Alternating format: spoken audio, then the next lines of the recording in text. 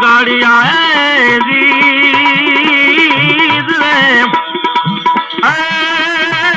ये गरीब के बीदास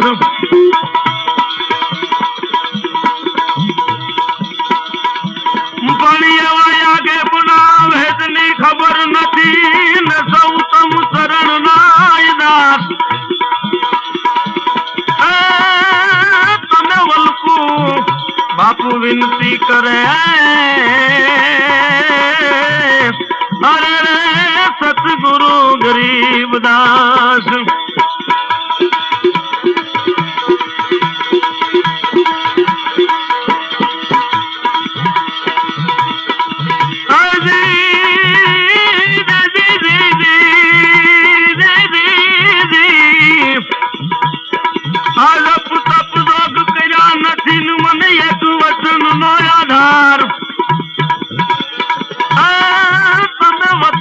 विश्वास वेलायावजो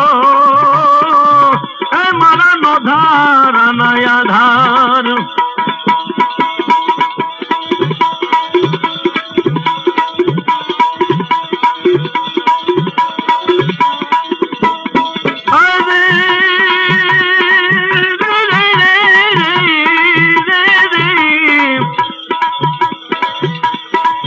समाधि देखी कैसी सौने देखतान की धोरा मुसलन मायुआत अरे यवा रामदास बापू शरणों मां जबुन में अरे यवा मारा गुणवत गरीबदास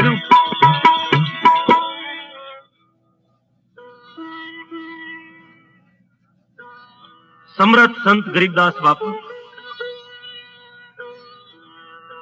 એનું જન્મ સ્થાન ભાવનગર જિલ્લાનું બોટાદ ગામ ભદ્રાવડી ગામમાં સંત ગરીબદાસ બાપુનું જન્મ સ્થાન છે ભાઈ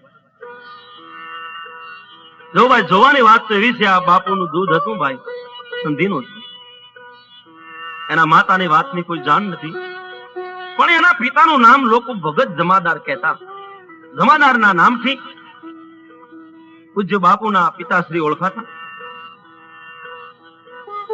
પણ આ ભગત જમાદાર પાળિયાદમાં વિહામણ બાપુનું જ્યાં સ્થાન છે એની ત્રીજી પેઢીએ ઉનર બાપુ થઈ ગયા આ ભગત જમાદાર અને એના ધર્મપત્ની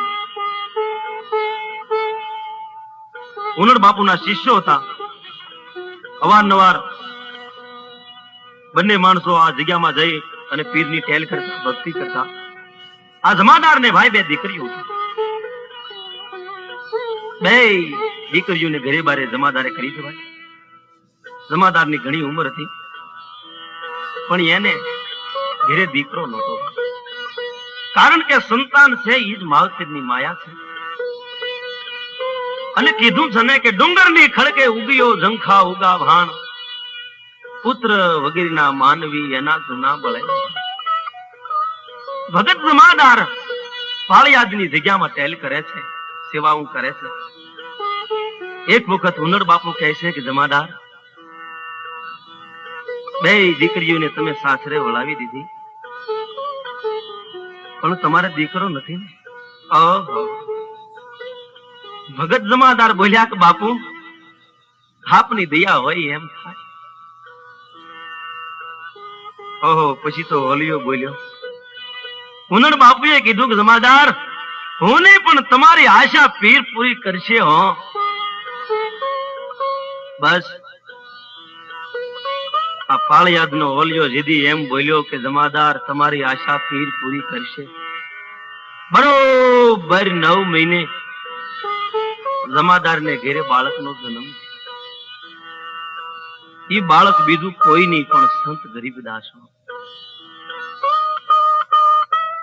બચપણમાં એના પછી નામ રખાણા. જેમ દીકરાનો જન્મ ઘરે થાય, સારો પૈસા પાત્ર વાળો માણસ હોય તો શિરજુમાં પેંડા વેચે, એથી ગરીબ માણસ હોય તો ખોબલે ખાંડ વેચે. પણ દીકરો ઘરે જન્મે એ તો ભાઈ આનંદની વાત છે. જમાદારના ઝૂંપડે દીકરાનો જન્મ થયો, ખોબલે ખાંડો પીરસાણી. સંધિ હતા, દાંતના મુસલમાન હતા, એટલે પછી એ દીકરાનું નામ ઓસમાન રાખ્યું. બસ પછી તો દિવસો માંથી દિવસો જાય છે. નાનકડો ઓસમાન પોતાના બાપની આંગળી પકડીને જગ્યામાં આવે છે. એમ કરતા કરતા ઓસમાનની ઉંમર 7 વર્ષની થઈ. આ ઓસમાનને આંગળીએ પકડીને જેથી ભગત જમાદાર પાળિયાદની જગ્યામાં આવે, ત્યારે આ બાળકને 6-7 વર્ષના બાળકને ઉનડ બાપુ ખોળામાં બેહારીને માથે હાથ ફેર્યો કે જમાદાર,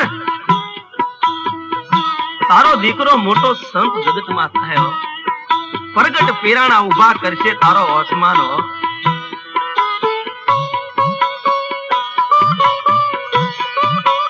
આમ ઉનડ બાપુ કહે છે. એમ કરતા કરતા બાપુ 6-7 વર્ષના થયા છે, પણ એમાં એક જોગ તેદી એવો બન્યો. કારણ કે સમયને જાતા વાર નથી લાગતી. કુદરત ક્યારે શું કરે છે એ માનવ નથી લખી શકતો. સમય જતા જતા આ 7 વર્ષ વીત્યા પછી જમાદારના ઘરેથી, એટલે કે આ ઓસમાનની માં, આ ઓસમાનની માં દેવલોક થયા. ઓસમાનની માં મરી ગયા અને જગતમાં માં મર્યા પછી સંતાનની દિશા કેવી થાય? જુઓ, કારણ કે જેના મા બાપ બાળપણમાં ગુજરી થાય છે, અને એમાંય જ્યારે એની માં મરી ત્યારે એમ કહેવાય છે, કારણ કે બચપણમાં જેની માં મરે છે, નાનકડા ઓસમાનની માં દેવલોક થયા.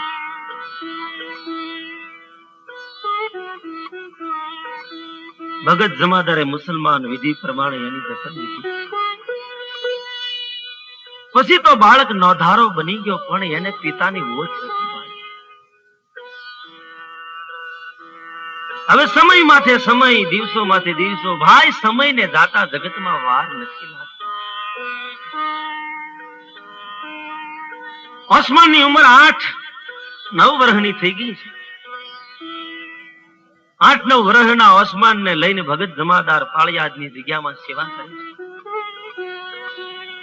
ભાઈ વખતે ઉનડ બાપુ અને એના દીકરા દાદા બાપુ, એટલે એની ઉંમરે લગભગ 8-9 વર્ષની, એટલે આ ઓસમાન ને દાદા બાપુ બે જોડિયા બની ગયા. હારે રમે છે, હારે ભમે, શંકરના દેવળે રમે, ઘડીક બજારોમાં દોટું જઈ, અને ટાઈમ થાય એટલે બે ઈવડાઈ નાનકડા ભાઈઓ, એમ ભાઈબંધો એમ કહેવાય છે કે ખંભે દફતર નાખીને નિહાળે ઉપડી જાય. એમાં એકવાર એવું બન્યું, નાનકડો ઓસમાન ને દાદા બાપુ બે શંકરને દેવળે રમવા ગયા. શંકરના દેવળે રમવા ગયા. એમાં જે ઓસમાન હતો એને શંકરના દેવળમાં જે થાળો કહેવાય, થાળામાં એક વેતકનો ધોળો ફૂલ સાપ જોયો. એટલે છોકરાઓનો મગજ આમ તીખી હોય જરા, એટલે નાનકડી કાંકરી લઈ અને આ ઓસમાને થાળામાં સાપની ઉપર માર્યો, અને કાંકરી મારતા સાપે ફૂફાડો માર્યો, ભયંકર ફૂફાડો માર્યો કે આખું દેવળ ગાજી. એટલે બે છોકરા બીન ભાગ્યા દોડી. બે છોકરા બીન ભાગ્યા, દોડીને આવ્યા જગ્યામાં. ઉનડ બાપુને કે એ બાપુ, બાપુ અમે શંકરને દેવળે ગયા થા ને, ત્યાં અમે એક નાગ જોયો. હે ભાઈ, પછી હું છું? નાનકડો ઓસમાન બોલ્યો કે બાપુ ઈ નાગ મેં જોયો ને એટલે મેં કાંકરી મારી એવો નાગે ફૂફાડો માર્યો તો આખું દેવળ ગાજ્યું બાપુ. આ હા હુનર બાપુ બોલ્યો કે બેટા જેને આવું જોયું હોય તો જગતમાં સમર્થ સંત થાય, મોટો ભગત થાય બાપ. આવા દાખલા ઓસમાન એટલે ગરીબદાસ બાપુએ નાનપણમાં ભાઈ આવો સંતના દરબારમાં. હવે આ પાળિયાદની જગ્યામાં આ ઓસમાન અને હુનર બાપુના દીકરા દાદા બાપુ બે એક હેડીના હારે રમે છે ને હારે રમે છે ને.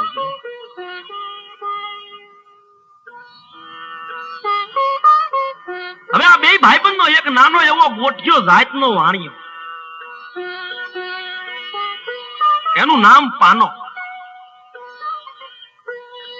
એટલે ત્રણે હારે નિહારે જાય, હારે રમે, આવી દોસ્તી બંધાઈ ગઈ. પછી પાના હારે એક દિવસનો આ પોર એવો ઊંઘે છે, બે ભાઈબંધો છે, ખંભે નિશાળના દફતર નાખી નિહાળી દાવા ઉપડ્યા. પાનાની ડેલીએ આવીને હાથ કરે કે હે પાના, હાલ નિશાળનું મોઢું થઈ ગયું છે, સાહેબ વધશે. પણ આ નાનકડા ઓસમાન ને કે દાદા બાપુને ખબર નહોતી, કારણ કે પાનાએ આજ ભવની નિંદ્રા લઈ લીધી. એના આંગણે રોક અકડી ખડી હવ ભાઈઓ પૈયા ઓઢીને કોઈના ખંભે ટવાલ છે. એકદમ જોઈ તો શોક નજરે આવે છે. આ છોકરાઓ પાનાને હાથ કરતા હતા એટલે એક બે ભાઈઓએ આ નાનકડા દીકરાઓના બાવડા પકડી દીધા. ભાઈઓ પાનો બાર ગામ ગયો છે, ફેરે નથી તમે વિચાર્યું. પણ નાનકડો દાદો જોઈ ગયો પાનો બારગામ ગયો નથી, આ હું તો પૈયું ઓઢીને ઘર વસાવે. તમે બધાએ એને પકડી રાખ્યો લાગે છે. નાનકડો દાદો ધોડ્યો માણસોની વસાળેથી હળી કાઢી હળ તાણી પાનાને હુવારેલો ઘર વસાળે. દીવો બળે, પાનાને ભોય લીધો. નાનકડો દાદો ધોડ્યો અને ઉપરથી પૈયાની હોડ ખાઈ પૈયું ખાઈ લીધું. હો એ પાના ઉભો થા માસ્તર વઢશે, હટ હટ હાલ નિહાળે જાવું છે. આળહ મળીને પાનો બેઠો છો. આવા દાખલા તો મહાન સંત ગરીબદાસે બાળપણમાં જોયા બાપા. આવા પીરાણામાં જેનું બચપણ ગુજર્યું,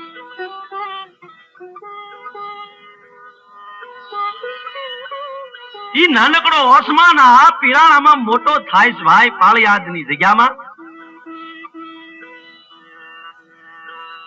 જો ને બીજો એક દાખલો આપું. એક વખત હુનર બાપુની જગ્યામાં હુનર બાપુ કઈ કામ હારું બારગામ ગયેલા અને એમાં કુતિયાણાથી કોક ભાઈ મહેમાન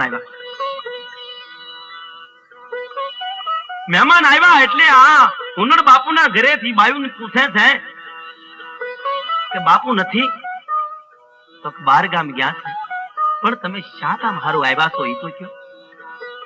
એક બેન બોલી કે માં,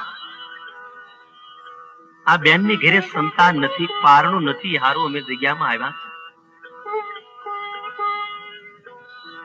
પણ કે બાપુ તો બાર ગામ ગયા. નાનકડો દાદો ના ઓસમાન ભાઈ રમતા રમતા આવ્યા ફળીએ જગ્યામાં આવે છે. દાદા બાપુ પૂછે કે એમાં શું કામ છે? તો મારી આને શેર માટીની તાણ છે, એ હારું આવ્યા છે. અને તારા બાપુ બાર ગામ ગયા હે મારી શેર માટીની તાણ? હા મારા બાપ. કાલી ઘેલી ભાષામાં નાનકડો દાદો બોલ્યો, મારી શેર માટીની તાણ છે તો મારી એને ગલે થાકલ દીકલો દેતે હો. કાલી ઘેલી ભાષામાં દાદો હે દાદા હા હું બોલો? તો કે હા મારી થાકલ દીકલો દે છે. અરે મારી તે ગજબ કર્યો, આને ઘેર સંતાન નથી, હારુથી જગામાં આવ્યા છે અને તું એમ કહે એને સંતાન દે? હા હા માં લે હવે તાતા થાકલ એને બે દીકલા દે દા.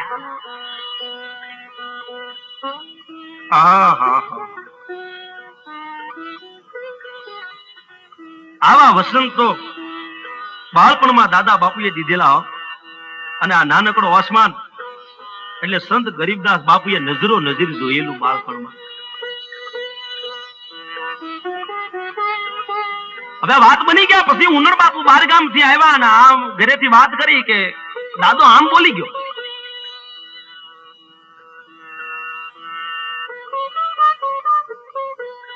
ઓહો બહુ કરી. પછી ઉનર પીર ને ક્યાંય રહેવાતું નથી. ઉરણામાં જઈ અને હુઈ ગયા લાંબા લહ થઈને મીડા ટાંટિયા નાખવા. બધા ભેગા થઈ ગયા. નાનકડો દાદા બાપુ ઓસમાન દોડીને આવ્યા. બાપુ હું છું?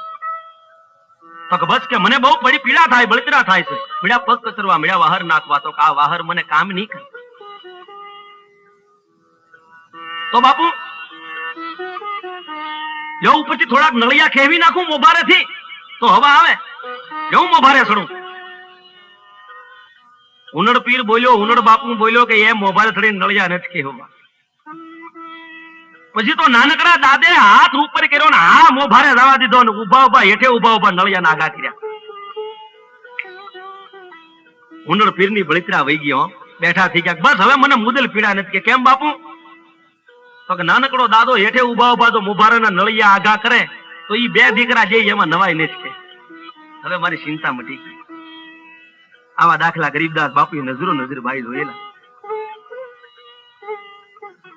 આવી રીતે પાળિયાદની જગ્યામાં બાપુનું બચપણ ગુજર્યું. પછી અમુક ટાઈમ પછી જમાદાર ભગતને પોતાના ભાઈઓ હારે જમીન બાબતમાં કાંઈક કંકાસ થયો એટલે ભગત જમાદારે એને ભદ્રાવડી ગામ પર અરુષિ આવી ગઈ. અને મુનર બાપુને કીધું કે બાપુ હવે આ ભદ્રાવડી છોડીને કાંઈક બીજા ગામે જવું છે. મને અહીંયા હવે નથી ગમતું. કારણ કે મારા ભાઈઓમાં કંકાસ થઈ. તારે ઉનર બાપુ બોલ્યા કે જાઓ ભગત જમાદાર તમને પીર રોટલો દઈ રહેશે. પછી તો નાનકડા ઓસમાન ને લઈને ભગત જમાદાર ફરતા ફરતા કુંડલા તાલુકાના ઘોબા ગામ આવ્યા. મતલબમાં પેલા આ જે કુંડલા તાલુકાનું ઘોબા ગામ ઈ ડોહલ ખુમાનનું એનો ગ્રાહદાર. એટલે ડોહલ ખુમાન ને ત્યાં ભગત જમાદાર ગયા. બાપુ કઈક કામ. જમાદાર નો સ્વભાવ જાણીને ડોહલ ખુમાણે કીધું જમાદાર તમારે કાંઈ કામ કરવાનું નહીં, પણ હવે મારા બે ઊંટ છે, હાંડિયા છે, અને તમારે ચારવા જગ્યામાં ખાવું પીવું મોજ મજા કરવી. તમારા દીકરાને ઉછેરો. ડોહલ ખુમાણ પણ જેનું દિલ દાતા થયો. બહુ ભલા માણસ હતા. એમ ડોલ ખુમાણના દરબારમાં ભગત જમાદાર રહે છે. બે ઊંટ હાંડિયા ચારે છે. નાનકડો ઓસમાન એમ કરતા કરતા 14 વર્ષની ઉંમરે પગ્યો. મૂછનો દોરો હજી ફૂટ્યો નહોતો. એકવાર ડોહલ ખુમાણે જમાદાર ને કીધું કે ભગત જમાદાર મારે બહાર જવું છે એટલે હાંડિયાની માથે સામાન નાખીને તૈયાર કરો. ડોહલ ખુમાણે હુકમ કર્યો એટલે તરત જમાદાર ભગતે હાંડિયાની માથે સામાન નાખ્યો. ઊંટની માથે. પણ ઊંટ એવું પ્રાણી છે ભાઈ. એ સામાન નાખ્યો અને ઊંટ મસ્તીએ સીડ્યો, ધમાલે સીડ્યો.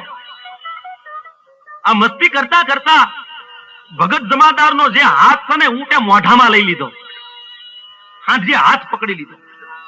પછી તો ભગત જમાદારે ઘણી કોશિશ કરી, ઘણી એને એમ કહેવાય જોટા જોટી કરી, પણ આ જે હાંડિયો હતો, ઊંટ હતો, એને જોટા માર્યા કર્યા. જમાદાર નો હાથ મોઢામાંથી મેકે નહીં. એટલે ડોહલ ખુમાણ બોલ્યા કે હા હા એલા ભાઈ એનો હાથ છોડાવો. બધા દરબારમાં માણસો ઉભેલા, પણ કોઈની કારી ન થઈ. કોઈ હાથ છોડાવી ન શક્યું. દરબાર માંથી ડોહલ ખુમાણ ઉભો છો ને હળી કાઢી અને મયાન માંથી હરાત ની તલવાર કાઢી અને એક ઝાટકે ઊંટના વાહેલા બે પગ વાઢી નાખ્યા. બરાડા પાડતો ઊંટ હેઠો પડી ગયો અને જમાદાર નો હાથ મૂકી દીધો. કીધું જાઓ જમાદાર ની જલ્દી સારવાર કરો, નકર દોહ મને લાગશે. પછી દરબાર ને રહી સડી ક્રોધ ભભીકી ગયો. એટલે દરબાર માંથી હાંડિયાને બંદૂકે દીધો. ભડાક ભગત જમાદાર 2 દિવસ પડદે રહ્યા, ખાટલે રહ્યા, પણ પછી એને પીરનું ખેડું આવી ગયું ભાઈ. ભગત જમાદારે દેહનો ત્યાગ કરી દીધો. ઓહો, 14-15 વર્ષનો તેથી ઓસમાન મા બાપ વગેરેનું છે. માં તો ગયા થા, પણ બારે આવ્યા પછી આ નાનકડા ઓસમાનના બાપાએ હરખનો કેળો જેથી પકડ્યો ભાઈ. પણ પછી ઈ બાળપણમાં બાળ એકલો બની ગયો.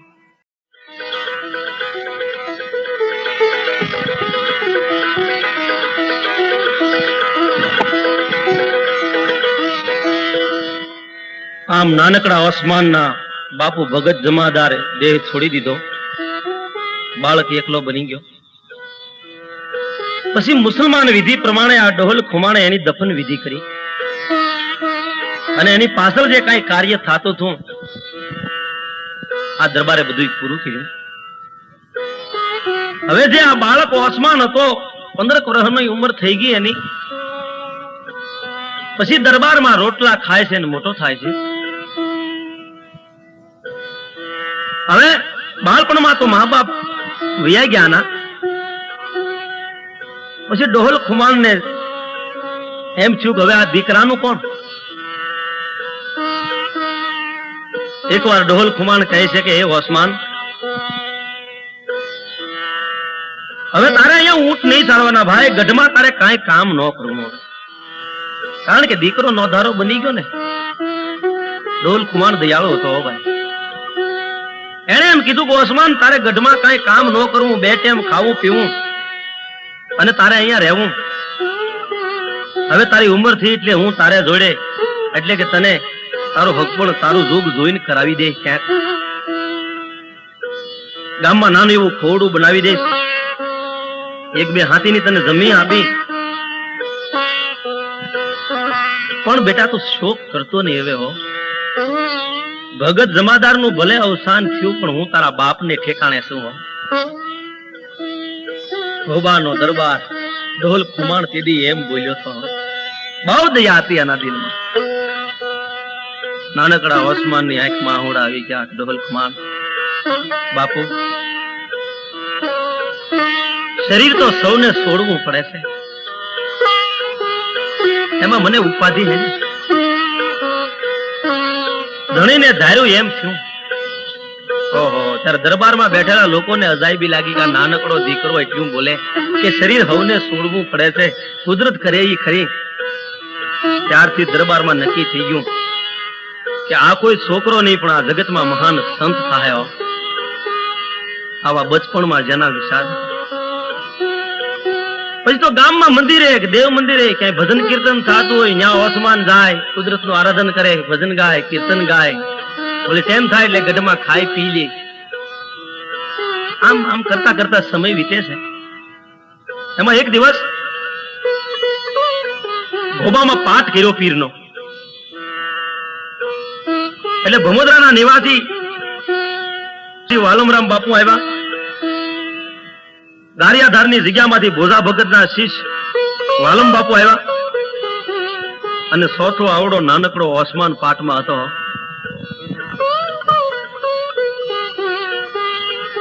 હવે પાઠ પીર નો થયો ને, એમાં સુખરામ બાપુની નજરે ઓસમાન ઉપર પડી. એટલે ભાઈ હીરો છે ને, ઝવેરીના હાથમાં જાય ત્યારે એની કિંમત થાય, ને ઝવેરી હીરાને જોવે ત્યારે હીરાની કિંમત કરે. એમ સુખરામ બાપુની દ્રષ્ટિ નાનકડા ઓસમાન ઉપર પડી. એટલે ઓહો, આના લલાટમાં તેજ છે. સુખરામ બાપુએ દયા કરી અને નાનકડા ઓસમાન ઉપર હાથ મૂક્યો અને કંઠી બાંધી. તારું નામ શું? ઓસમાન બોલ્યો કે બાપુ,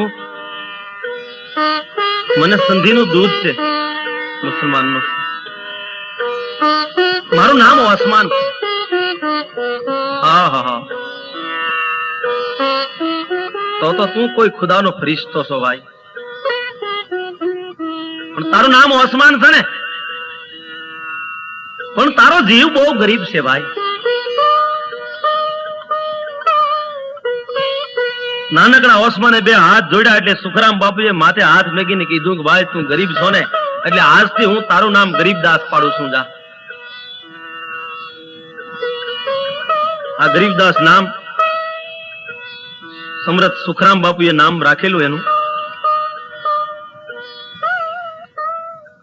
આખો ભક્ત સમાજ પછી ભાઈ આનંદની હેલીએ સીડ્યો છે. આનંદની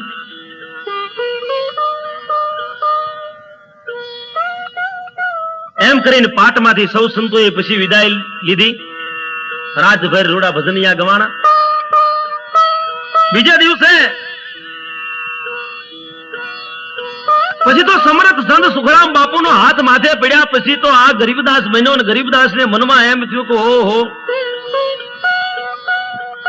આમને હું આ ગઢમાં ક્યાં લગી ખાઈ પીને મોટો થાય.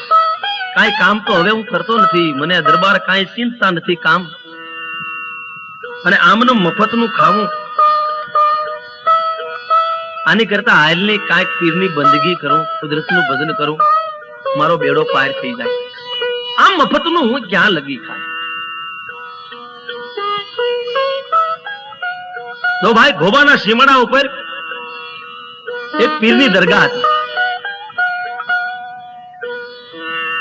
એટલે ગરીબદાસ ને એમ થયું કે આ સીમાડામાં તો એક પીરની દરગાહ છે, હાલની સીમાડામાં જઈને એ પીરની સેવા કરું, કાંઈક મારી કાયાનું કલ્યાણ થાય. અને એમ કહેવાય છે કે આ ગરીબદાસ ને અંગે સફેદ ડાઘા હતા.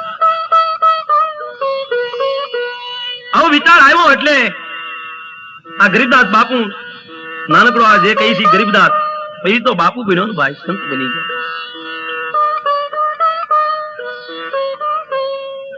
આ સીમાડામાં પીરની દરગાહ છે એમ એને કોઈ માલધારી રબારીએ કીધેલું, અને એના આધારે આ સીમાડામાં આવ્યો દરગાહ ઉપર. એટલે દરગાહની આજુબાજુ બાવળિયા કાંટા અને ઝાખરા ને એવું બધું હતું.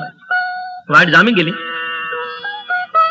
એટલે માલધારી હતો, એને ચારે બાજુથી વાડ કાંટા વાટા બધું ભરખું કાઢી જીપતાની હાવણી બનાવીને જગ્યા સાફ કરી દીધી દરગાહ. ત્યાં ગરીબદાસ બાપુ દરગાહ પાસે બેઠો. પછી 1, 2 અને 3 દિવસ વીયા ગયા. હવે આ સીમમાં અનાજ ક્યાંથી હોય, એટલે માલધારી જે રબારી હતો એને હવાર હાંજ દૂધ પોગાડતો. પણ 2-3 દી થયા એટલે ડોલ ખુમાણ ને એમ થયું કે મારો ઓલો છોકરો ક્યાં ગયો.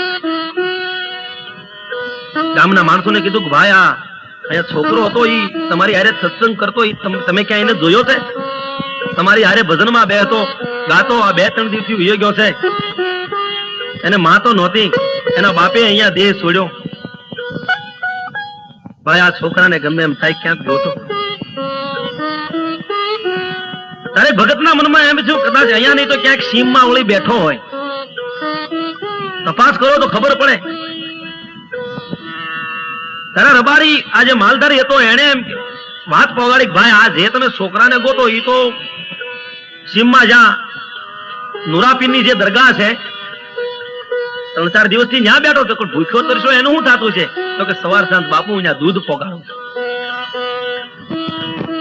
ડોલ ખુમાને કીધું કે જાઓ ભાઈ એને લઈ આવો. એટલે 4-5 ભક્તો આવીને સીમાડે આવી પીરની દરગાહ પાસે. પણ ત્યાં ઝૂંપડી એને નહોતી બાંધી, જમીનમાં ખાડો ખોદી પોતાને રહેવાય એવો ખાડો કરીને ખાડામાં આ નાનકડો ઓલિયો બેઠો હતો.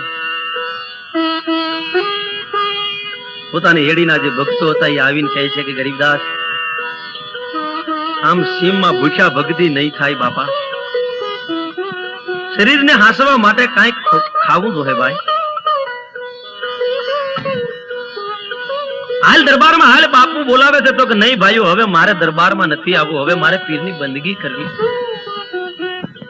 તો તારે ખાવાનું પીર આપે. અરે પીર આપશે પણ બાપા અહીંયા થોડો પીર આપવા આવશે, કાંઈક એની માટે તારે કરવું જોઈએ. તો શું કરું? તો કે એમ કરી તું તને અમે જોળી સીવડાવી દઈ, એ જોળી લઈને તારે ગોબામાં આવું, જોળી ફેરવવી, કાંઈ પણ રામ રોટી આવે તારે ખાવું, અથવા કોઈ ગરીબ ગુજરાન અહીંયા આવે તો એને ખવારવું. કઈ રીતે જોળી ફેરવવી? તો ગળામાં તુલસીની માળા પહેરવી, હાથમાં જોળી લેવી, કોઈના ઘરે જાય તો ફળિયામાં ઉભા રહીને સીતારામ બોલવું, એટલે તને તારું મળી જાય ભાઈ.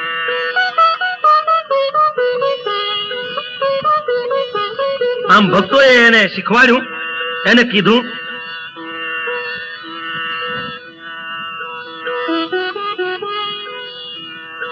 હવે બીજા દિવસનો પહોર ઉગ્યો એટલે ગરીબદાસ બાપુએ હાથમાં જોડી લીધી, આવ્યા ગોબા ગામમાં.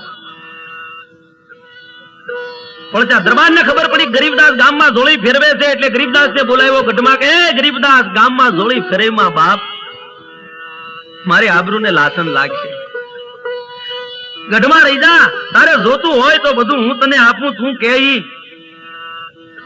હું કહેતો તને લગ્ન કરાવી દઉં, તારું ઘર બાંધી દઉં.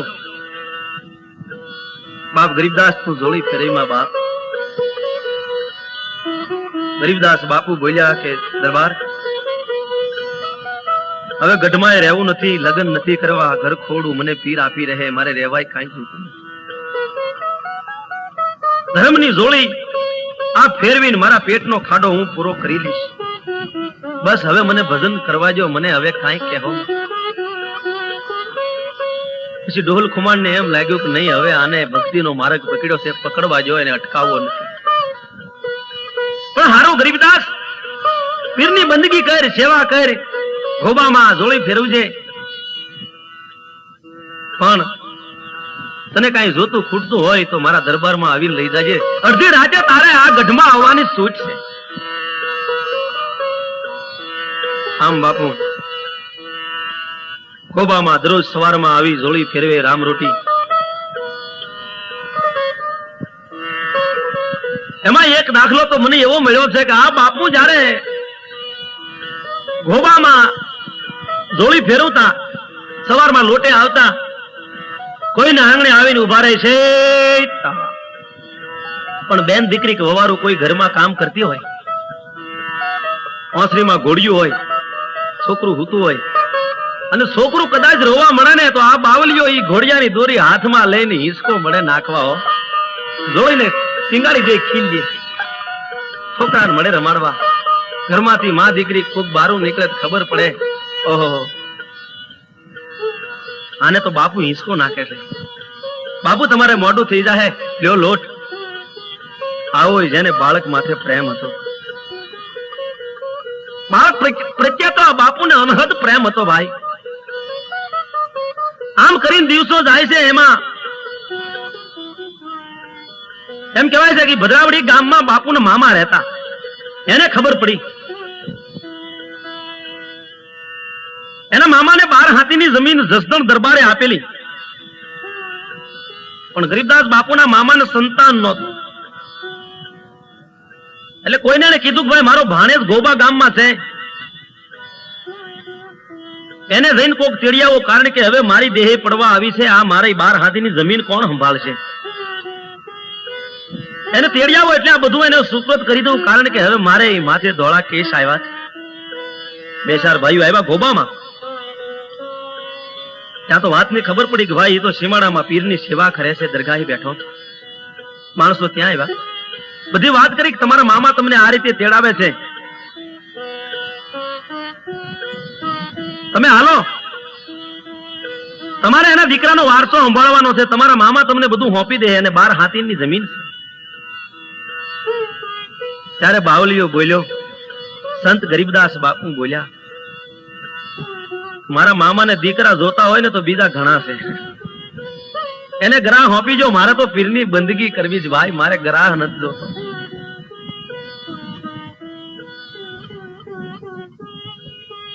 આવો સંત જેને ગ્રાહને ઠોકર મારી દીધી, એમ પીરની બંદગી કરે છે, પીરની સેવા કરે છે. પણ આ સંતને એમ કે આ પીરની દરગાહ છે ને એની માથે પહેલા ઝૂંપડી થઈ જાય, પછી મારે રહેવા માટે ઝૂંપડી બનાવું. પહેલા મારે રહેવું નથી, પહેલા પીરની દરગાહ માથે ઝૂંપડી બનાવું. એટલે આ બાવળીઓ જમીનમાં ખાડો ખોદીને ખાડામાં રહે છે, પોતાની માટે હજી એને ઝૂંપડી નથી બનાવી. પછી ધીરે ધીરે ધીરે ગામ વાળાએ નાનકડું ઝૂંપડું કરી દીધું પીરની દરગાહ માથે. જુઓ, જે પીરની સેવા ગરીબદાસ બાપુ કરતા એ નુરા પીર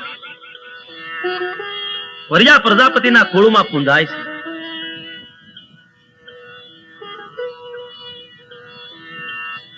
આ પીરની દરગાહ ઉપર એકવાર માનતાઓ આવી, પણ માનતા કોની હતી? ગરિમા ગીદડી ગામ આવેલું છે. એ ગીદડી ગામના રામભાઈ વરિયા તેની ગાડા જોડીને હાલ્યા આવે છે. પણ આવતા આવતા એ ભમોદરા નજીક આવ્યા હતા, અંધારું થઈ ગયું, સાંજ પડી ગઈ, ગાડા આવળા રસ્તે સડી ગયા. પહેલાના જમાનામાં કઈ મોટરું બોટરું કઈ નહોતી ભાઈ, એટલે ગાડા જોડીને માણસો આવતા માનતા. રસ્તો ભૂલી ગયા, અવળા રસ્તે સડી ગયા. એટલે જ્યાં નુરાપીરની જગ્યા છે ત્યાં પ્રકાશ થયો, અજવાળું થયું, અને નજર ગઈ, ઓહો કે ઝૂંપડું તો આપણે દરગાહ તો ફલાણે જગાડે લાગે, આપણે અવળા હાલ્યા. એ પ્રકાશના એંધાણે એંધાણે રામભાઈ વરીએ ગાડા હાક્યા. પણ એમાં બન્યું એવું, જગ્યાની પાસે ખીજડાનું ઝાડવું, ઈ ઝાડવું જ્યાં હતું, જ્યાં ઊંધા માથે પગમાં દોરડાના ગાળિયા નાખીને એક ઓલિયો તપસ્યા કરતો હતો. યા રામભાઈ વરિયાએ નજરો નજર જોયેલું એમ કહેવાય છે. પણ આ ઓલિયાને કોઈ માણસ આવે એવો અવાજ આવ્યો એટલે પગમાંથી ફટાક પગના ગાળિયા કાઢી નાખ્યા અને ફટાક દઈને ઉભા થઈ ગયા, જગ્યામાં વયા ગયા.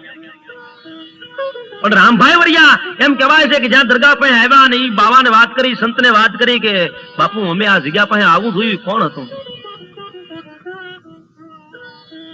સંત ગરીબદાસ બોલ્યા કે રામભાઈ, કાંઈક તમારા પૂર્વના પ્રતાપ હશે, તમે જોયું, હવે કોઈને વાત કરીશું.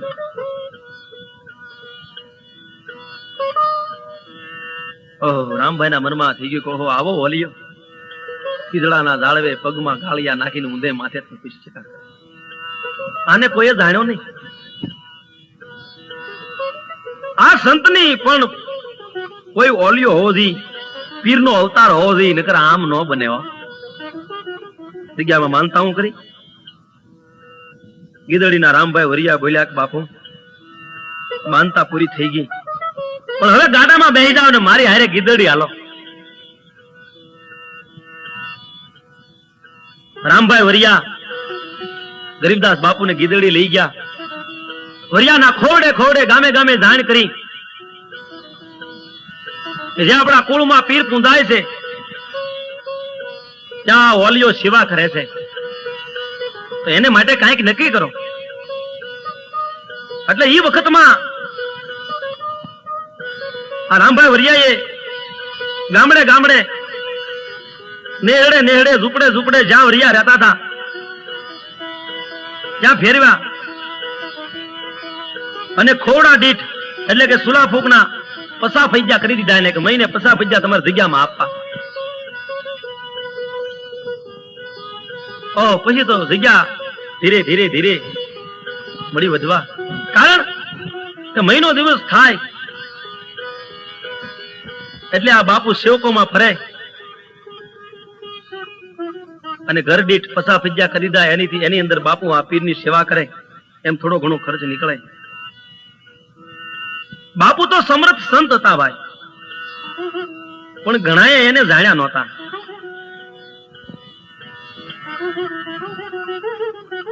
જેને જાણ્યા નહોતા ઈ લોકોને આંગણે બાપુ જાતા એટલે એના મનમાં એમ થતું કે મુસલમાન જ્ઞાતિના, એટલે એને બહાર આસન નાખી દેતા, એને ઘરમાં એને ખાવા ન બેહારતા. પણ સંતના મનને કઈ અફસોસ ન થતો. આમ વર્ષ દાડે એટલે કે મહિને દિવસે એમ સેવકોમાં ફરે છે, જે કઈ આવે એ જગ્યામાં રાખે છે.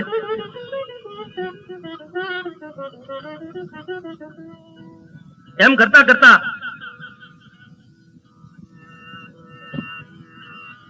એક દિવસનો સમય એવો ઉગે છે કે આ મહાન સંત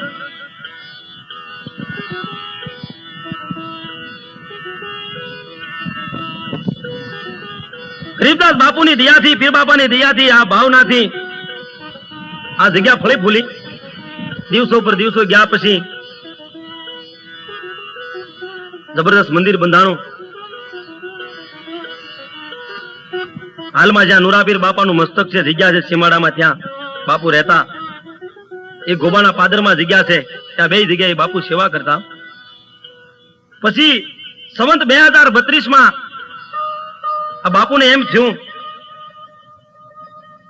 કે મારે એક યજ્ઞ કરવો છે. એટલે બધા સેવકોને વાત કરી અને એક સેવકને લઈને બાપુ સુરત આવ્યા. ત્યાં સેવક ભાઈને કીધું કે ભાઈ મારે એક યજ્ઞ કરવો છે, એટલે કઈક ફંડ ફાળો કરો. આ રીતે બધી વાત થઈ. યજ્ઞ મુહૂર્ત લેવાના. અમુક ભાઈએ કીધું કે બાપુ તમે મુહૂર્ત લીધા, પણ અમારે કામ ધંધા એટલે જરાક ફેરવો. પણ બાપુએ એમ કીધું કે તમારે ફેરવું હોય તો પછી મારી પાછળ કરજો. આ મરમ ભક્તો જાણી ગયા. ઠીક બાપુ, તમે કહો એ બરોબર છે. એટલે પછી યજ્ઞના મુહૂર્ત લેવાના. સંવત 2033 ફાગણ સુધી સાતમ ને સોમવારના ઉત્સવ 4 દિવસનો.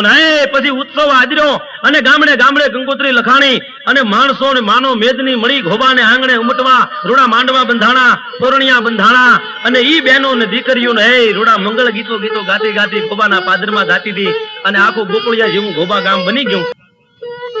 પછી આ સમયો હાજરો એટલે બાપુની પાસે જે કાંઈ માલ મત્તા મિલકત હતી, જે કાંઈ સેવકોનો પૈસો જમા થયો તો. હવે જો ભાઈ કહેવાનું તો એવું છે કે બાપુ કપડા કેના પહેરતા કે દરગાહની માથે જે માણસો માનતા હું એટલે હોડ ચડાવવા આવતા. આ ઝીણા કપડાના બાપુ કપડા બનાવીને પહેરતા બજારમાંથી. એને નહોતું હાર્યું, પણ બંડીમાં જે કાંઈ છૂટા પૈસા કાંઈ પણ હિસાબ કિતાબ હતો સેવકોને સોંપી દીધો. એની પાસે કાંઈ રાખ્યું નહોતું. 3 દિવસ યજ્ઞ હાલ્યો એટલે કીધું કે ભાઈઓ હવે આ મારું આસન છે ને યજ્ઞની પાસે લઈ લો. એટલે હાલમાં જ્યાં દરવાજાની બહાર બાપુની સમાધિ છે, દેરી છે, ત્યાં બાપુએ આસન લેવાનું કીધું. યજ્ઞ અને 3 દિવસ પૂરા થયા એટલે સવારમાં આ શિવરો મંડપ જે કહેવાય, મંડપ ઉભો કરાવી લીધો. અને 3જે દિવસે યજ્ઞ પૂરી થવાની તૈયારી અને લગભગ સાંજના 5 વાગ્યા છે એટલે બાપુએ આસર પાસે ઉભેલા સેવકોને કીધું, ભાઈ આ 3જો દિવસ થઈ ગયો, સાંજના 5 વાગ્યા એવું લાગે છે, કારણ કે સાંજ જળતી આવે છે. શ્રીફળ હોમાઈ ગયું, યજ્ઞ પૂરો થયો. બાપુના આસન પાસે બેઠેલા સેવકોએ કીધું કે હા બાપુ શ્રીફળ હોમાઈ ગયું. ઓહો, શ્રીફળ હોમાઈ ગયું એટલું કીધું ના તા આ બાવલિયાએ 2 હાથ જોડ્યા ભક્ત સમુદાયની સામે જોઈને બાવલિયો બોલ્યો, એ ભાઈઓ હવને મારા જય સીતારામ. પણ જય સીતારામ કીધા ને તરત સમરથ સંત ગરીબદાસ બાપુએ હરગા પરનો માર્ગ પકડી દીધો. ખબર પડી બાપુ સીધા આવ્યા એટલે ગરીબદાસ બાપુનો જય, ગરીબદાસ બાપુનો જય. આખો મંડપ ગાજી ગયો. જય જય ના નાદથી આખું ગગન ગાજવા લાગ્યું. અને તેથી આ પરોપકારી બાવલિયાએ ભાઈ હરગા પરનો ખેડો પકડી લીધો. 20 થી 50 હજારની માનવ મેદનીની આંખમાં આહુડા આવી ગયા. અમે તો એમ કહીએ છીએ કે 70 થી 80 વર્ષના વૃદ્ધો હોય કે પછી નાનું બાળક હોય, આવા બધાય ભક્તોની આંખમાં આહુડા આવ્યા. દુનિયામાંથી સમરથ બાપુએ વૈકુંઠના ધામ તરફ પ્રયાણ કર્યા. ભાઈ સંત મહાન થઈ ગયા. ભાઈ એનો આત્મોય મહાન હતો. એ ગરીબની આંતરડી થાળીથી એક ભૂખ્યાને અન્નના દાન કર્યા.